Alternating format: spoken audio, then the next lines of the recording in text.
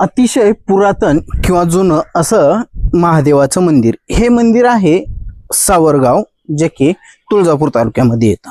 आपण जर या मंदिराची पाहणी करायची झालं तर सध्या या मंदिराचा फक्त अंतराळ आणि गर्भगृह या दोनच गोष्टी शिल्लक आहेत. आपण जर मंदिरात या ठिकाणी पाहिलं समोर, तर या ठिकाणी आपल्याला गर्भगृह दिसतंय, यामध्ये शिवलिंग आहे आणि त्याच्या बाजूला जर आपण पाहिलं तर द्वार शाखा अतिशय रेखीव स्वरूपाची या ठिकाणी आपल्याला दिसते, जी की पंचद्वार शाखा आहे. वर जर पाहिलं तर त्याच्यावरती या ठिकाणी आपल्याला गणेशाचं अंकन असलेलं या ठिकाणी दिसतंय, तेही अतिशय उत्तम प्रकारे अंकित केलेलं आहे. मी मगाशी जसं सांगितलं तुम्हाला द्वारशाखा, या द्वारशाखेवर जर आपण इथं पाहिलं त्या बाजूला दोन्हीकडं, तर या ठिकाणी आपल्याला शैव द्वारपाल दिसत आहेत. म्हणजे यांच्या हातामध्ये डमरू आहे, त्रिशूळ आहे आणि गदा आहे.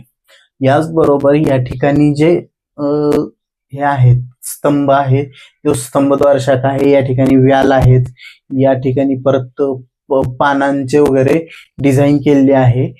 ऍक्च्युली हे डिझाईन खूप सुंदर असणार आहे, परंतु याच्यावरती वेळोवेळी दिलेल्या रंगामुळे या ठिकाणी त्याचा मोठ्या प्रमाणात मोठा थर जमल्यामुळं याचं जे ऍक्च्युअल डिझाईन आहे ते डिझाईन आपल्याला या ठिकाणी दिसत नाही. मंडळी, खरं तर हे मंदिर मोठ्या प्रमाणात किंवा याचं स्वरूप मोठं असणार आहे. आपण जर या ठिकाणी पाहिलं तर या ठिकाणी नंतर दगड लावून या ठिकाणी एक आड किंवा बारव या ठिकाणी लावलेली आहे. आपण जर पाठीमागच्या बाजूला पाहायचं झालं तर या ठिकाणी आपल्याला बाहेर ठेवलेल्या काही मूर्ती दिसत आहेत. त्यातली जर आपण ही पहिली मूर्ती पाहिली तर ती शिव पार्वती, ज्याला उमा माहेश्वर असं देखील म्हटलं जातं. आपण जर शिवाच्या हातात पाहिलं तर या ठिकाणी त्रिशूळ आहे, इकडं सर्प आहे आणि या हातात एक आयुध असावं आणि दुसरा हात या ठिकाणी पार्वतीला पकडलेला आहे. पार्वती ही शिवाच्या मांडीवरती बसली आहे. या ठिकाणी जर आपण पाहिलं तर हे जे शिवाचं वाहन आहे तेही दिसतंय आणि या ठिकाणी आपल्याला सिंह, जे की पार्वतीचं वाहन असलेलं ते दिसतंय. त्याच्या बाजूची जर दुसरी मूर्ती पाहायची झाली तर ही एक अतिशय उत्कृष्ट आणि युनिक असलेली मूर्ती आहे, ती म्हणजे नृसिंहाची मूर्ती. या ठिकाणी जर आपण पाहिलं तर येथे नृसिंह आहे, त्याच्या इथं हिरण्यकश्यपू आडवा पडलेला आहे त्याच्या मांडीवरती आणि नृसिंह त्याची जी आतडे आहेत ते आपल्या चारही हाताने काढताना आपल्याला दिसतोय. इथं आहे तो म्हणजे भक्त प्रल्हाद आणि इथं आहे ती लक्ष्मी. त्याच्याच बाजूला आणखी एक मूर्ती आहे, ती आहे गणेशाची मूर्ती, परंतु ती निम्म्यातून खाली भग्न झालेली मूर्ती आहे.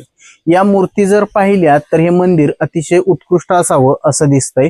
आणि आपण जर इथं माझ्या पाठीमागं पाहिलं तर या मंदिराचे दगड निखळत आहेत. वर जे शिखर आहे त्या शिखराच्या ओझ्यामुळं हे मंदिर पडत असावं, किंवा या बाजूला जर आपण पाहिलं तर बांधकाम करून त्या मंदिराच्या वरच्या टोकापर्यंत बांधकाम आणलेलं आहे.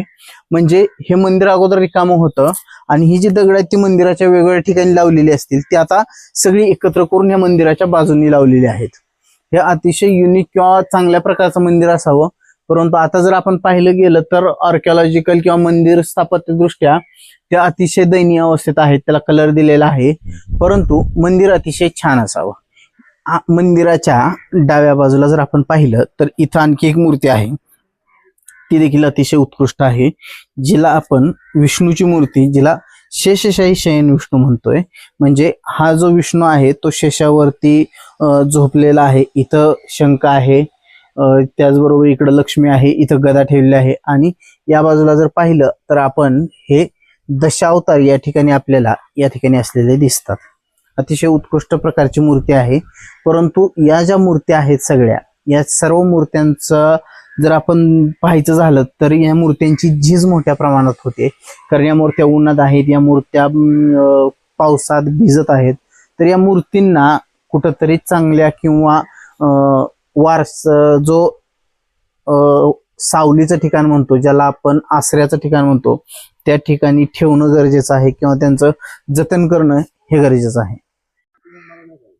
मंडळी, जर आपण मंदिराच्या बाहेरच्या बाजूला बघितलं तर या ठिकाणी जे पिंपळाचं मोठं झाड आहे त्या ठिकाणी एक आपल्याला अतिशय वेगळी आणि उत्कृष्ट अशी मूर्ती दिसते. या ठिकाणी जर आपण मूर्ती पाहिली तर या ठिकाणी तिच्या खालच्या बाजूला नरमुंड माळा दिसते आणि इथं सर्प डोक्यावरती असलेला या ठिकाणी दिसतोय. शस्त्र भग्न झाली आहेत आणि या मूर्तीचं जर आपण पाहिलं तर या ठिकाणी ध्यान अवस्थेत बसलेली मूर्ती वाटते. मूर्ती नक्की कशाची आहे हे लक्षात येत नाही. शक्यतो भैरव मूर्ती असावी असं वाटतंय, परंतु आपण परफेक्ट सांगू शकत नाही ही मूर्ती कशाची आहे, पण ही मूर्ती भैरवाची असावी, कारण हे हातामध्ये इथं खडवांग असावं जे फुटलेलं आहे आणि या ठिकाणी डमरू किंवा त्रिशूळ असेल. तर हे अतिशय उत्कृष्ट पद्धतीनं असलेलं मंदिर, या ठिकाणी त्याला जतनाची गरज आहे, संवर्धनाची गरज आहे. आपल्याला हा व्हिडिओ कसा वाटला हे सांगायला विसरू नका. धन्यवाद.